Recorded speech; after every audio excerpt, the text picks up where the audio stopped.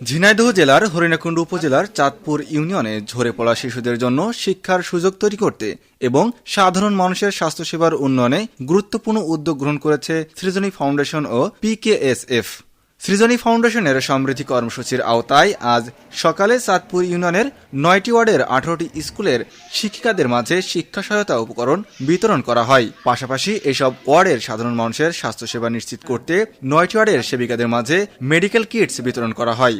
সৃজনী ফাউন্ডেশনের নির্বাহী পরিচালক সোহেলি পারভিন বলেন, শিক্ষা ও স্বাস্থ্যসেবা হলো একটি টেকসই সমাজ গঠনের মূল ভিত্তি। আমরা চাই সমাজের প্রতিটি শিশু যেন শিক্ষার আলো থেকে বঞ্চিত না হয় এবং সাধারণ মানুষের জন্য মানসম্মত স্বাস্থ্যসেবা নিশ্চিত করা যায়।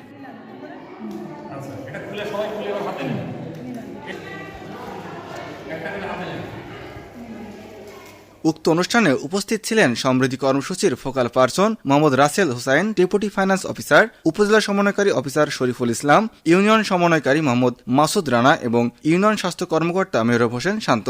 এই মহতি উদ্যোগে সন্তুষ্ট স্থানীয় বাসিন্দারা সৃজনী ফাউন্ডেশনের প্রতি কৃতজ্ঞতা প্রকাশ করছেন এবং ভবিষ্যতেও এমন কার্যক্রম চালিয়ে যাওয়ার জন্য অনুরোধ জানিয়েছেন।